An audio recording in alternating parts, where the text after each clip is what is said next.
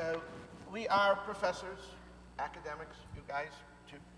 And we do have, as Stephanie pointed out, a development arm that's trying to get it out, because universities, that's not really what their business is all about, is maintaining software for other people. That's not what they do. So what we're going to talk about today is synchronous collaboration, and we're going to talk about the following. First off, what we do is under attack. Public education is under attack. Second, we're going to talk a little bit about pedagogy, technology, but technology is pedagogy neutral. How it gets used, that's the question. And we're going to talk about sort of two fundamentally different ways to use technology. One way is the more traditional way. And if you look at the personalized learning, by and large, blended learning, you look at it, it's pretty traditional kind of pedagogy. We are working in Singapore, and actually a number of schools in the United States, with a different pedagogy, learn by doing pedagogy, more modern pedagogy, even though John Dewey's quite old. And So's Elliot. Says Elliot, yeah, right. That's not right. And then we're going to talk about sort of the next turn of the technology crank. What's going to happen in the next 2, 3, 4 years on the internet, on the apps? What's going to happen? Synchronous collaboration. Because in fact, we're going to give you the synchronous collaboration apps that you can use anywhere, and they're free. And in fact, if you want, while you're doing this, while you're listening, if you have an iOS device, go to the App Store and download WEMAP, WeMap. If you have an Android device, download WEMAP from the Android Google Store, okay? We will try this at the end. We're going to get everybody together in one synchronous collaboration session, and we'll do that. Okay, so okay, here we go. There's a book, of course there's a book, by Golden and Katz, and the title is The Race Between Education and Technology. And it's a book about economics. It will guarantee to put you to sleep. It's about 2.5 inches thick. Any two or three pages, absolutely soporific.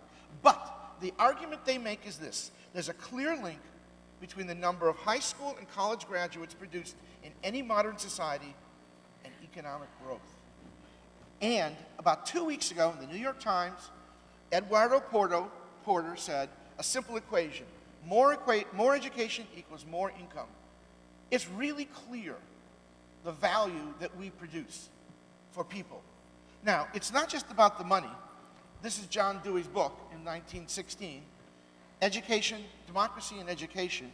And Roosevelt said the following: democracy cannot succeed unless those who express their choice are prepared to choose wisely. The real safeguard of democracy, therefore, is education. That's what we do. We prepare for democracy. Now, there's a lot of stuff going on. If you looked at the New York Times, again, this liberal rag, right? And the magazine section, yeah, you know. If you looked at their magazine section, the cover about 3 or 4 months ago, it said, here's a school, and it said, your idea here. That the assumption is that we're so bankrupt in education that anybody's idea about how to educate is as good as anybody else's. That's the message they're giving? Yes. Yes. I mean, yes, that's the message. But how horrible is that? Right? How horrible do they think that they don't understand that education is a profession, a very important profession? And here's another one. And this is the Education Life magazine. And it says, do disrupt, not do not disrupt. And this is Clayton Christensen and his institute, where he's written books called Disrupting Class, where education has all these inefficiencies. That's his whole argument, is about inefficiencies and about getting rid of inefficiencies with technology. This is the context in which we are working these days. So what Elliot said to begin with is that the technology is, the technology is pedagogy neutral. It doesn't make any difference how you use it. If you want to use it for didactic and just add a few websites, you can do that. Or if you want to try and do something more constructivist, more anything different, you basically have three things. You've got the children, you've got the technology, and you've got the content, the stuff that they need to learn. Either content or 21st century skills or both. But you can choose how you do it, either with a traditional methodology or something a little bit better. And so let's look at this new stuff that is very, very potent these days called blended learning, personalized learning, where each child is going to get their own learning. Here is the Clayton Christensen Institute. And let me read from their front page on education. Through the lens of disruptive innovation, its research aims to transform monolithic factory model systems into student-centered designs that educate every student successfully and enable each to realize his or her fullest potential. Nobody could disagree with that statement. And they're trying to get rid of, remember, monolithic factory models. This is a school system in Arizona called the Carpe Diem schools. This is what they do. Now, you ask the question, how long do those children sit there? Half to 3/4 of a day. There's 4 teachers in the whole school. There are 257 children in this particular school, and there are 4 teachers because they don't need the teachers to do any kind of instruction. The instruction comes completely from the computer. That's why they're wearing the headphones and they're in their own cubicles. And the cost of instruction is about $2,000 per child. Test scores, by the way, go up. Drill the hell out of them. Well, that's one of them. How about this one? This is personalized learning. This is on the internet, advertised as personalized learning. It's still telling stuff to kids. If it's not a teacher, then it's the computer telling stuff to kids. And we know that doesn't work. Now watch this one. That's my favorite. See, if they're really little, then you can squeeze more of them in at a table because it's only the computer that takes up the space. They're so little and looking up at the screens. These are first graders. Kindergarten. Oh, excuse me. These are kindergartners. Kindergarten students doing personalized education. So again, technology is neutral, pedagogy neutral. You can use it for one way. Let's talk about another way. John Dewey. We're big believers in John Dewey because he said, teachers, give the pupils something to do, not something to learn. And the doing is of such a nature as to demand thinking. Let them do something that helps them learn. Learning naturally results. So where can we get that to happen?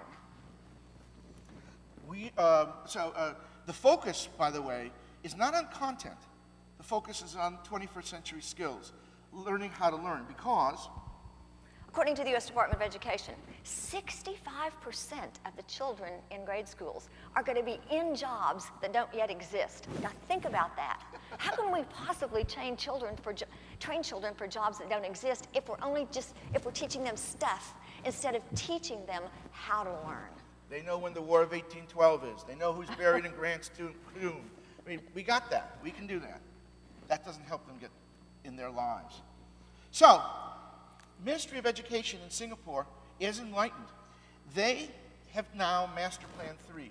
They have realized that while they do score very, very high internationally on all the tests, and their pedagogy is as direct instruction as you're ever going to see, Cathie can tell stories about that, they do realize that they need to change. And they have now in their 3rd master plan where they're saying if we want creative, imaginative, entrepreneurial children, then we need to change from a direct instruction pedagogy to an inquiry pedagogy where the focus is on self-directed learning and collaborative learning. We're working with Qualcomm and their wireless reach project in the funding of the project. And God bless them. God bless them, right? And we're working with Dr. Chikit Louie at the National Institute of Education and his colleagues in this project. We've been there since 2008. We're going there in 2 weeks. We go there 3, 4, 5 times a year because they want to change. They have the commitment to make a difference, to make a change. All right, so this was one of the, people used to say, what can you possibly do? These are children in 3rd and 4th grade, and they're using smartphones. What can you possibly do on a smartphone? It's only this big. But in fact, this was one of the original lessons.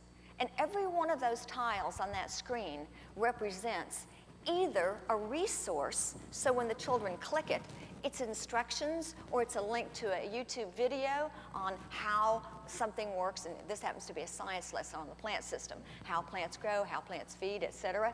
Or the tile is an activity for children to do. It might be a concept map.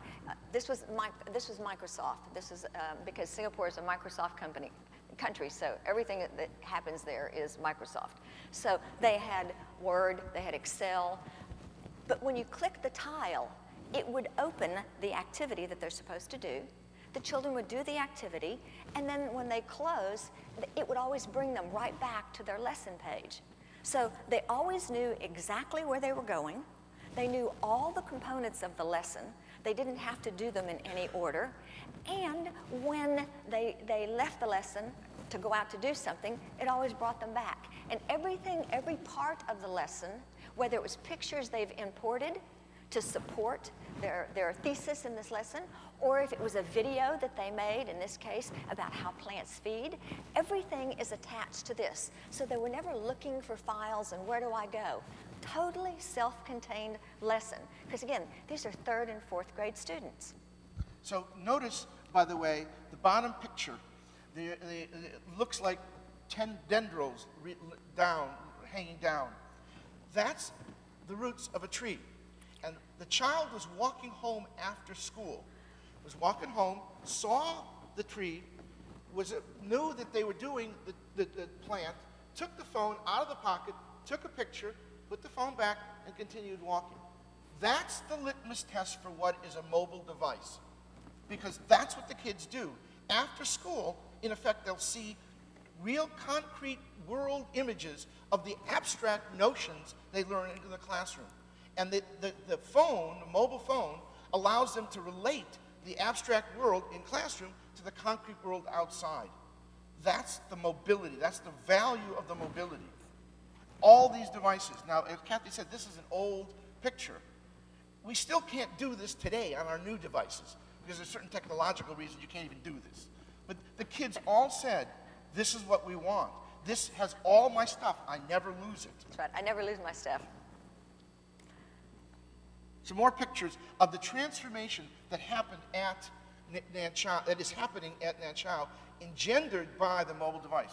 Well, and you see the children, they have all their tools on the desk. It's not just their smartphone. They've got their smartphone, they've got their pencils, they've got their papers, they've got their other things, because it's a group. They use whatever tool they need at the particular time.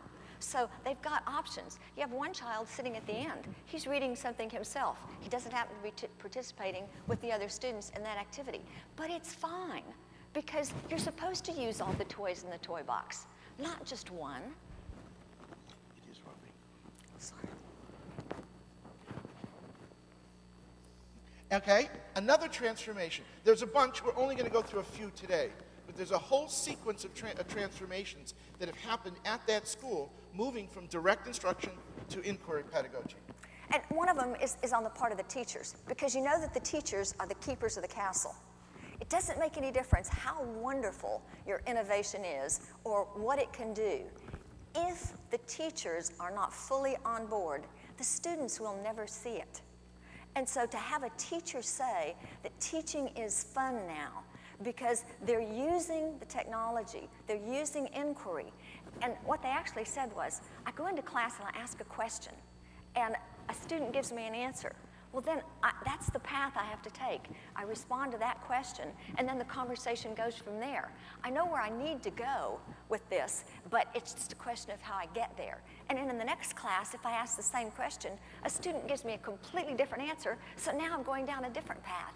And in fact, teaching is fun. It's not the same thing 5 times a day in 5 classes, just verbatim. It doesn't happen that way, so it's fun.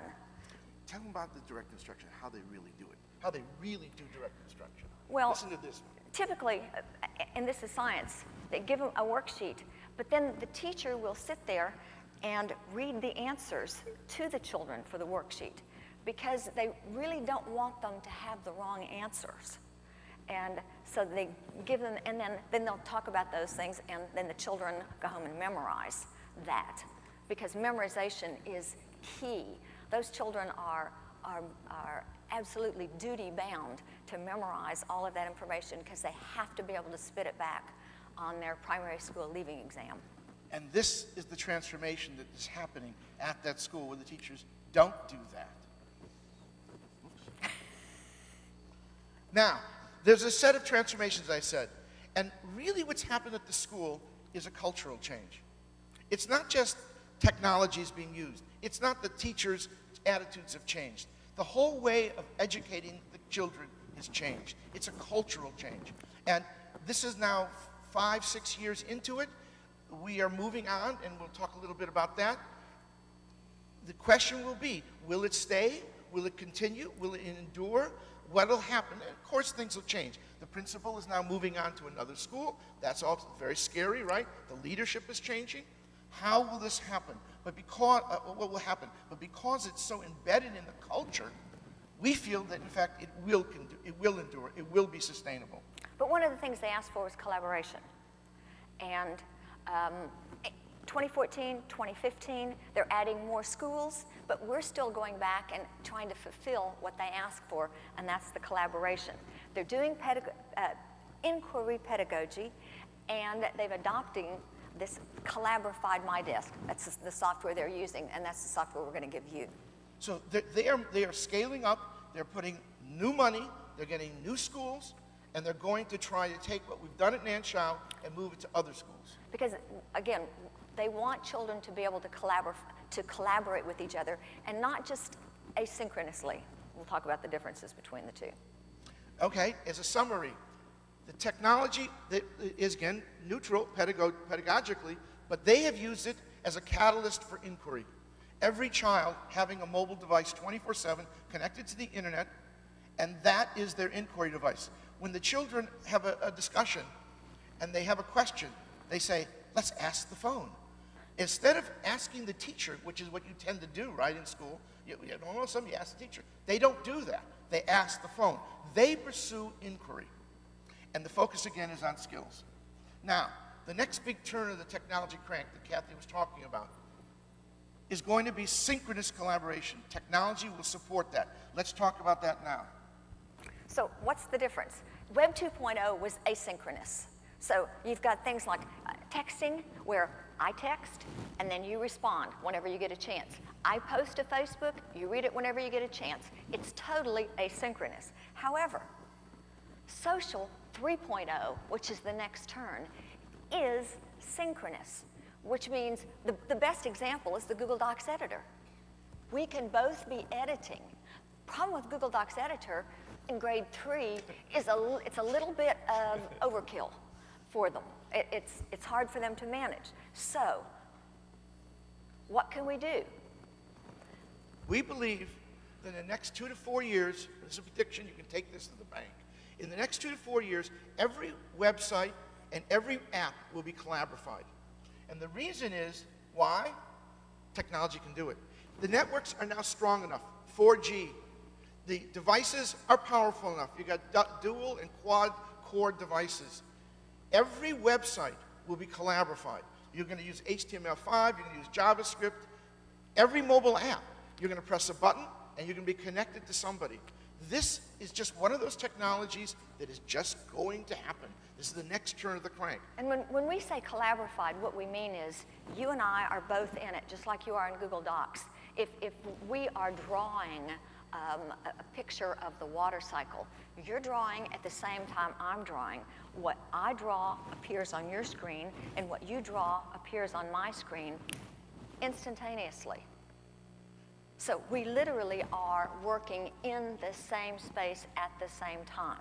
And we're going to do this in about 15 minutes. That's right, you're going to do it.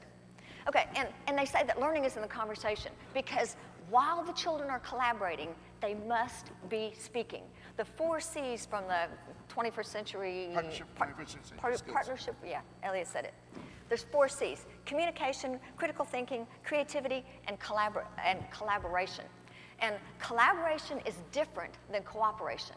Collaboration means that children come away with a shared understanding. That should be the product of this, a shared understanding of whatever it is you're talking about. And here is two concept, oh yeah, right. That's okay.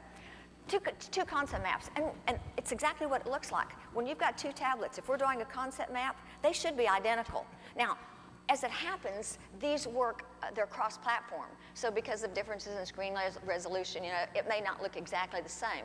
But you basically have the same thing. You and I may be sitting across the table from each other talking as we do this, or you may be at home and I'm at home, or I'm the sick child at home and the class is doing it, but I can participate too because we don't have to be co-located in order to do this. All we need is an internet connection to be able to build.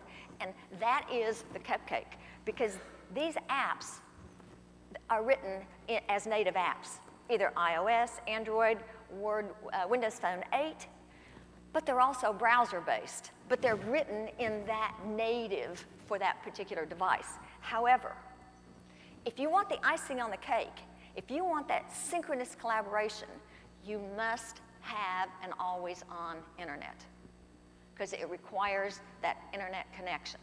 And that's the biggest drawback in schools that we found, is that they don't have that constant wireless capability. So that's the only thing that holds this back from everyone being able to do it. And those apps at the top, the names, if you go to the iOS App Store, you can download those apps today, and they're collaborative. We have to put a plus at the end because the name WeWrite and WeSketch was already taken, so we call it WeWrite Plus and WeSketch. WeSketch is a drawing and animation app. WeWrite is a very, very simple collaborative text editor. And this is one of the schools we're working at. It's 7th and 8th grade science, St. Francis Catholic School. Sister Rebecca, she's not in one of these. But what the children are doing is they're reading a science textbook. Their heads are down, but they're talking out of the side of their mouth as they work together, outlining the chapter using the WeMap, the concept mapping program. As Cathie said, they're constantly talking so they don't step on each other's toes. Now, if you look at the boys, however, they don't talk as much. And it's fascinating to look at gender differences. It's fascinating to look at the beginning of the school year. The children don't know how to work together. They'll argue, oh, no, this is the right way, but they won't make an argument. But by the end of the school year, they have learned. The teacher works with them about what constitutes an argument. How do you justify your position? And that's how they learn to work collaboratively. This is first graders. We're using this down as low as first graders. And it's hard to read, I know, but the children actually are typing this in with the help of a teacher. But you can see they're pretty small. They're using iPads, and they're brainstorming a KWL chart. What do you know? What do you wonder about? What have you learned? And they use KWL literally every day to reflect on what they've learned. And the real difference in first grade is that your teacher's very organized. I think that's by definition first grade teachers are. And they're very organized, and they tell the children what color font to use. And you know, they actually give them a little card and say, join this group, so that there's 4 of you at this table. That's your group. They tell them what group to join, and they give them a color and say, this is your font. And first graders can run with it, with that little instruction. This is 6th grade. And this is going to be a little more detailed. Cathie's going to go through this one. What they're doing is the following.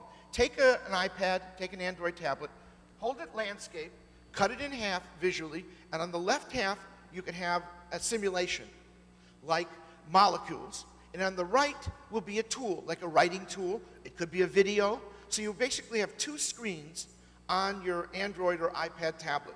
And we call the tool We Investigate. Okay? And this is 6th grade science.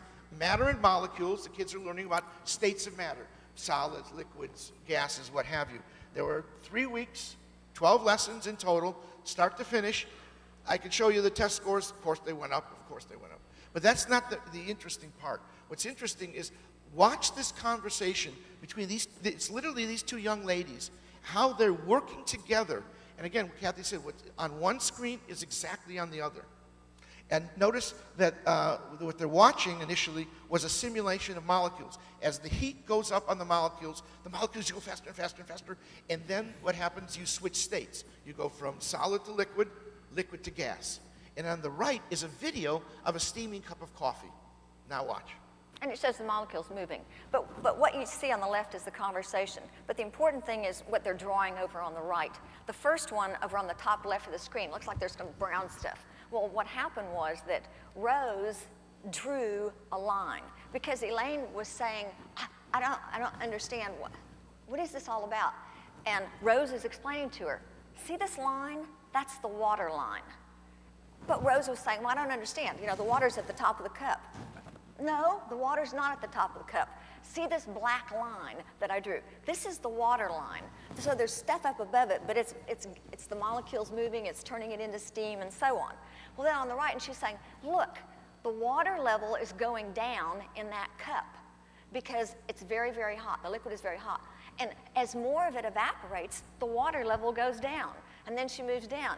And the water level keeps moving down as more of it evaporates until you get to an empty cup where all of the liquid has evaporated, because that's the way it works. And then you know you could just get a big eraser because she said Rose is trying to be nice to Elaine, and okay, maybe I'm wrong. But no, Elaine gets it. All right, so let's draw it being that line. What's going on here is literally when Rose draws the line, Elaine sees the line being drawn. That's the synchronicity, the power of the synchronicity. And like, oh my gosh, what's happening here?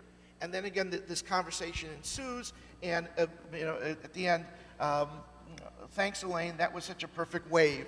In fact, they come to, both of them have this shared understanding at the end because of the conversation that was engendered by the drawing of a line. Okay. And now, some benefits of collaboration. Yeah, that we have seen in the classroom. First is that students help clarify another idea, just like in that particular conversation. I don't know exactly what's going on. We're watching a video, but if we work on it together, then you're going to help me understand it better. Or I just get a new idea. You say something, I'm thinking, that's right, and that makes me think that this. So seeing other people's ideas at the same time, students get new ideas. And it's this feeding off of each other. They just keep going because students tend to feed off each other when it's not asynchronous. If you post something and then I have to come back and do it later, it loses some of that spontaneity. So people say to us, why in the 3 children does each need their own device? Why can't there just be one device? And the response that we see from the kids is that each child has the equal opportunity to say something. And so the child who's quiet, who's shy, they can make their point just as easily as anybody else. Because when they put something on the screen, everybody sees it. Right. Now, we're going up a level 2. We've developed a collaboration software development kit, an SDK in the software jargon.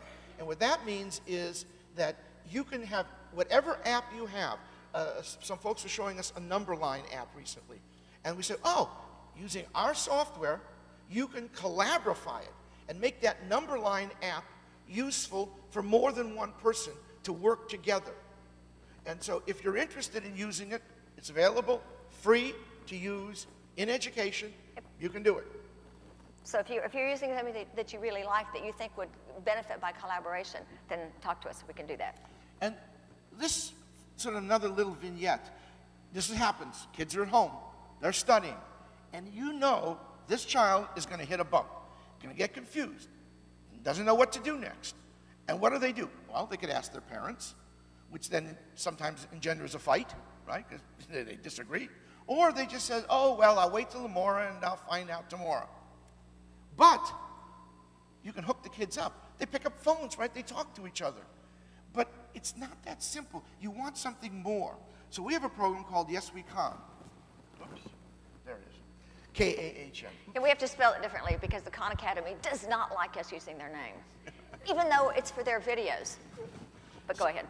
So on the left side of the screen is a video, is a Khan Academy video. On the right side of the screen is a sketch pad. So let's say the children are watching a video together about fractions, right? And they could be sketching the fractions on the right side of the screen while talking to each other, while watching the video. Or they can pause the video and do something else on their sketch pad. They can talk about something that just happened in that video. Stop it and let's talk about this thing, because this is what I don't understand. Here's the part right here. And their conversation can ensue. So, in fact, you never have to learn alone again. That's in some sense the power of the next turn of the crank. You don't have to be alone, even if you're not co-located. You can talk into the device, which will have the voice over IP, and now you can, you say, well, that's like Skype, and Skype is a wonderful tool, right? You can talk to anybody, but you have to talk to somebody in the context of doing something. That means you have to collaborify the app or the website. Here is another example of a collaboration tool. We have a simulation called a participatory simulation called Cooties, and it helps kids understand how diseases are spread. So in fact, click, click, click, click. Now look at the bottom picture. These are first graders. Each has an iPad, and what they do is they touch the top of each of their iPads together, and they count 1, 2, 3, 4, 5, and then they have, quote, met. What has happened is a germ has been exchanged. Either a germ, it'll be a message has been exchanged. Right. Either germ-free or germ-laden. And then they'll meet some other child, and then they'll meet some other child, and then they'll meet some other child, and eventually everybody gets sick. And then the question is, who made me sick? And they come to understand, even first graders, that I can get sick from someone I never met. And now, I mean, this is in the headlines. The U.S. fears of Ebola closes schools and shapes politics. I mean, this Ebola thing, right, is huge. It's huge. Especially if you're from Dallas. Right. And how do the kids understand Ebola? It turns out the more Ebola is more and more deadly, the sicker the person gets, and it's the most deadly when they're dead. It's a very unusual disease. And these are very serious issues, right? And kids need to understand some of them. Now, we talk to some of the teachers and say, the children they don't want to talk about Ebola. It's too scary. Oh, interesting. There's something that's literally too scary. You can't talk about it in a classroom. Very interesting, very interesting. But this tool allows you to explore the relationships of infectious diseases and how they're spread. Now we're going to end. A couple slides, and then we're going to do something hands-on. Everybody. In 2010, we made a prediction at a conference like this. We said within 5 years, every student in every grade in every school in the United States, and this is just sort of the developing nations, it could be Finland, it could be the UK, will be using a mobile learning device, a mobile computing device, 24/7. Elliot made this prediction. Yeah. Well, we don't feel that the 10-inch iPads are really a mobile device. Those are transportable devices. They sit nice in the cart. But remember the litmus test. Child's walking home from school, sees something interesting, takes the device out of the pocket, takes a picture, puts it back. If the device is in the backpack, it's a little more difficult to do that. Now, the 7-inch tablets are very interesting. Yes, because we have people walking down the street with headphones on, carrying this device, either listening to something or doing something while they've got their headset on. So the 7-inch is looking to be like it really is a mobile device. Yeah, it's interesting. And the issue is the device ready at hand? Is it really just part of you? And the prediction, we're wrong. It didn't happen by 2015. But we're going to make it again. By 2020, there is no question this is going to happen. Whoops, I'm sorry. The reason is, right, the costs are dropping dramatically. And now what you're seeing is the following. Yeah, you've got this Holy Grail is coming together. Hardware, you've got BYOD. Some schools are buying, but you've got lots of people and lots of schools where children are bringing their own device. The software, by the time you get HTML5 and JavaScript, you're going to have device-agnostic apps. Wow, can you imagine being able to access it regardless of what device you're using? And we'll demo this. If you have a laptop or a mobile device, we're going to put a URL up here, and we're all going to work together on something. Regardless of what device you got. Doesn't matter what device you got, doesn't matter what browser you got, we're going to work together in a few minutes. That's assuming that the network is going to work. I know that's an assumption, because the networks, in most cases, when you get these three things all working, then in fact we can do this, no problem. But then the question is this. What are you going to do with it? Are you going to keep doing, you've got fabulous technology. You've got an iPad. Are you going to use it to do flashcards? Or are you going to do something, are you really going to take advantage of all the cool things that it can do and do that? We don't know. 80%, the research was done at the Gans Cooney Center in New York. Joan Gans Cooney Center. They did Sesame Street, folks. They did an estimate, 80% of the apps, educational apps for the iPad, are drill and practice apps. 80%. That's So right. now, okay. Let's go. Let's go. Let's try this. Just give me a second here. If you've got how many of you have a mobile device? An iPad? Okay. If you'll get your mobile device and download WeMap, either at the iPad store or at the Google store. Just take two or 3 minutes and then do the downloading, and then I'll show you what to do. You can do it here, I can do it here. Yes, oh yes, please. Oh yeah, I'm sorry. I'll do it. I'm sorry, I got, Oh, should I use one of these non-mobile devices? you're gonna have to get it on the internet. Oh, okay. Here, I can do it. here, use this one. This is because it got cellular, maybe. You have to click.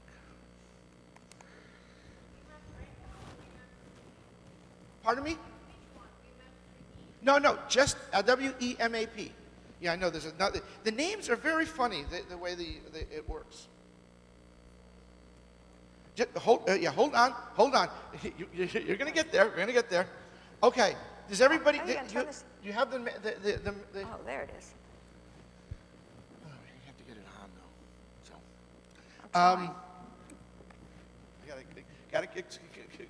So. How many of you have WeMap downloaded and you've touched it? Okay. Oh, now this is scary. On the bottom right. This one has tape on 3/4, duct tape on 3 corners of the iPad. Not a good sign. On the bottom right is an orange button. Find and join session. Please touch that button now. If you have iOS, it asks you for display name. You need to put your name in there, by the way. Sorry. You have to put your name in One there. came on, okay. Okay, go ahead. You just go ahead. Okay, so now you got a screen, and in this, there's I'm stumbling from words here. There's a blank. Touch your finger into that blank, and the teacher's name in this particular case is AACE. We're at the AACE conference. So you're going to join a session called AACE, and then after you type AACE, and then touch the magnifying glass. I hope people are doing it. People are doing it. You're going to see table 1, or you're going to see, what did I call it? Ballroom C. Then tap on Ballroom C, and now you're going to join, and people are already joining. And we're going to do a concept map of the presidency of the United States. Why not? And so what you do is you take your finger and draw a circle, and a dialogue will pop up, and then touch in the word title, say something for a title, and then pick a color, and then say save. And now you can see Alfonso wants to be president. Okay, is that a Democrat? Someone create the Republicans. Now the Democrats I think are blue, typically, not red. And I'll tell you who's in the session now. We have 18 people joined. All these people have joined. Look at this. This is great. Look at this. What are we on now? AAC, WeMap. WeMap, okay, thank you. Find and join session. AAC. Sorry. Giving me a tutorial. What's the teacher name? Sweden's here. Okay. What's the teacher name? AACE. A lowercase? Yep, doesn't matter on this one. Okay. Obama. Now you can see, as Cathie mentioned, screen resolution's different. On your left is an iPad, is an Android screen, and on the right is an iOS screen. Now, so to make a connection between, you draw a line like this, and we'll say save, and now you'll have a line. And now you see it appeared in both. We are all together working together. Now we're not talking, so somebody is going to step on somebody's toe, or a boy will delete everything. That happens in classrooms. They do. And there is a way to get it but it's a longer story. You can save the file that you're working on locally, Or you can send it as a PDF, as email, somewhere else. Oh, Cathie's joined. There you go. Thank you very much. I mean, we do this when she's on the phone. We're on the phone. She's in Texas. I'm in Michigan. It's a little unnerving to do this. If you've used the Google Docs editor, you know what I mean by it's a little unnerving to see what somebody else is doing at the same time.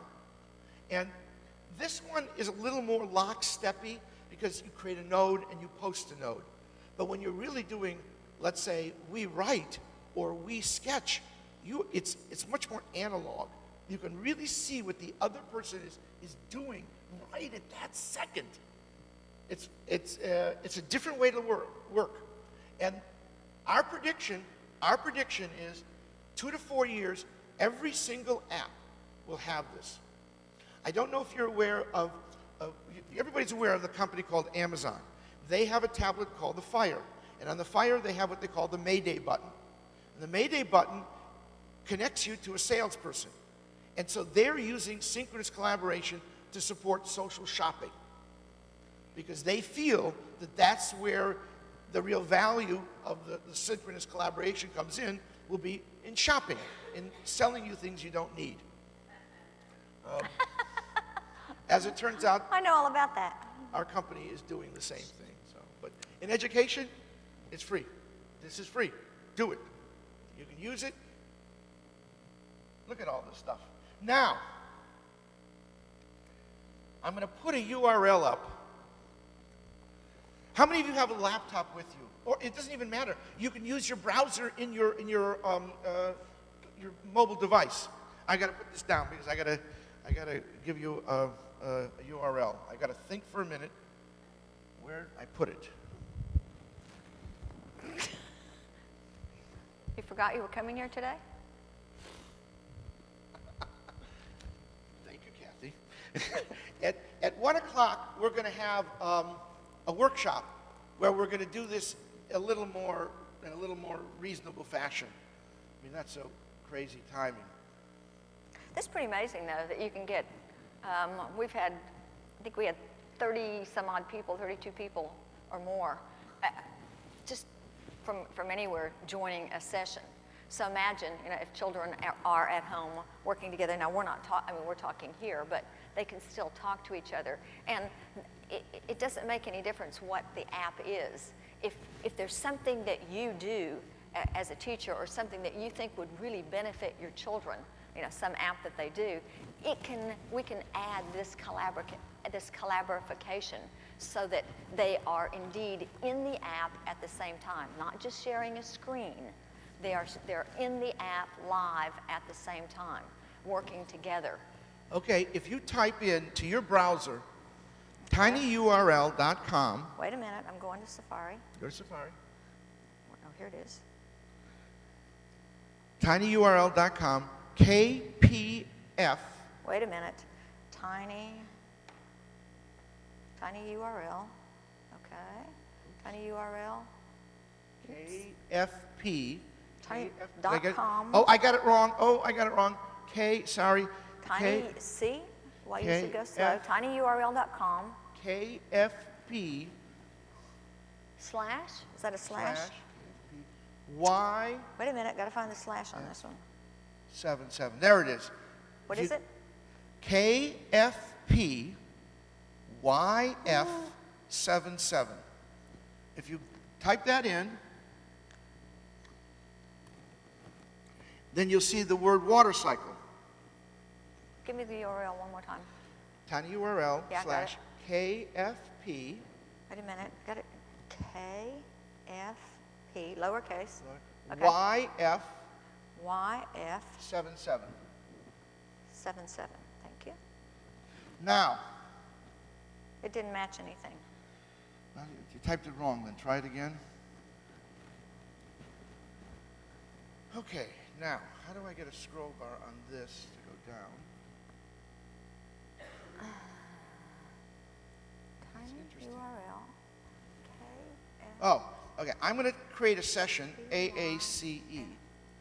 So you type in AACE. Wait, I created it. Now you type in AACE. And we can now work together.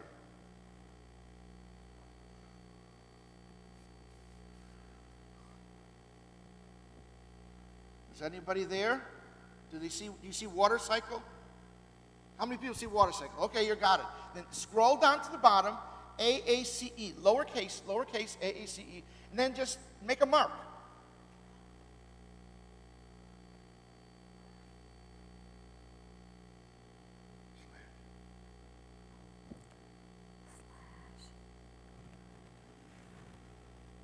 Oh yeah. Now you can touch the color bar and get a color, and you can get a color. This is a demo app. This is not a complete sketching tool, but this is a web page. We're all working together on a web page. AACE. You did it. I did it. You did it. You did it. We're all working together on a web page. This is all done by undergraduates, computer folks, kids. That's why we're making the prediction that in the next 2 to 4 years, this is just going to take over. Professional programmers, the whole bit, this is just going to sweep everything because now you can work together. Companies who have all their web page materials are going to collaborate it. And they'll drop in a collaborate, wherever there's a text editor, drop in a collaborate text editor. Wherever there's a drawing program, drop in a collaborate drawing program, like this. It's that easy. Now, go back to the question Cathie asked at the end. What are we going to do with this? Are we going to do flashcards? Or are we going to be more a learn by doing, more constructivist, more inquiry-oriented, project-based, whatever the term you like, pedagogy?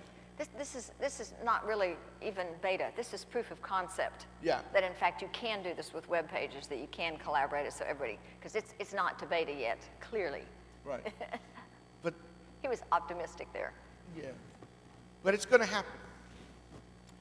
Questions? Okay. Questions. Thank you. Thank you very much. Questions. I know you're a little Is there anything stuck. that you would want to do that's collaborative? What would you like to collaborate on? Or do you just want to do it yourself? Do you, now that you've experienced it a little bit, do you agree with us, maybe, that this is going to happen? What do you think? What do you think? No, you're a little still You can be a not clear. naysayer. It's okay. It's okay. Elliot won't say too many unkind things. Yes?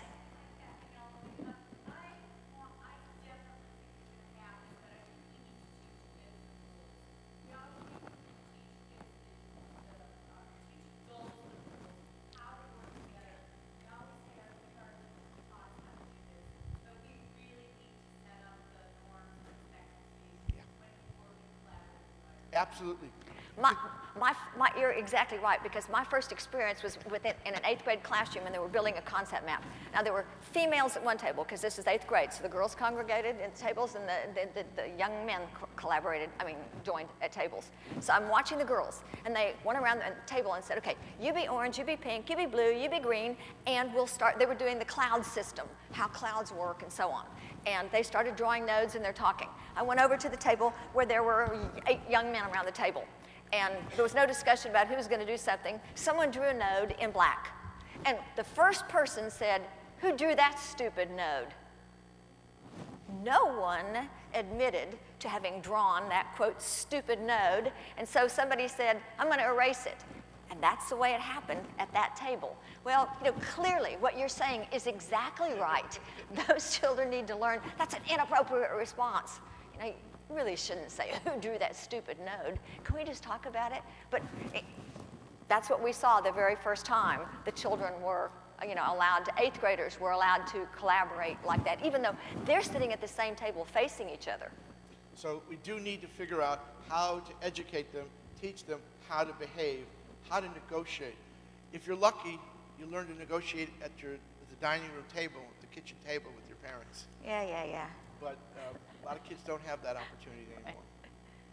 Any other questions? Yes, ma'am.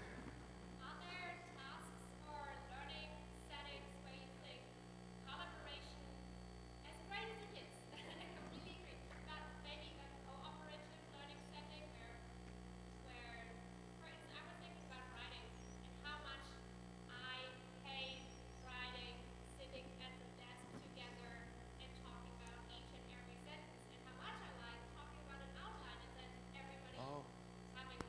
Can you hear this? Can you hear her question? I mean, her It's a good point. It's Yeah. a very, very good point. So I asked about tasks or settings where actually collaboration might be key and not cooperation might be key and not collaboration. And I gave as an example shared writing. And some people really love to write, sitting at the desk together, discussing every sentence as they go along. I personally hate that. I like to have an outline, have clear tasks and responsibilities. So are there settings, I mean, do you collaborate all the time, or? No, I think the question, that is the question, and Cathie always asks the question, where's the curriculum? And the curriculum is, where's the learning tasks? And if we simply give this to teachers, most of them will say, I don't know what to do with it because of your question. And the answer is, I don't know, I don't have an answer for that. And I think that's part of what is going to happen is we're going to start to learn when collaboration is useful and when it's not. Right, and then the task should not be on the teacher to have to try and figure this out. Right. That's what we have curriculum people for. Teachers can certainly contribute, but the curriculum needs to be developed and given to the teachers so that the burden is not on them to figure out how to use it. So a whole new generation is about to happen to try and figure out how to use this. Some of it will be empirical. Our theories are not going to be good enough to tell us when this will be useful for. The outlining versus the writing is a good example. I don't know if a theory would have predicted that. And that's more of an empirical kind of finding. Any last questions? Okay, Thank you you very much. Thank you, thank Go you, to thank continue on.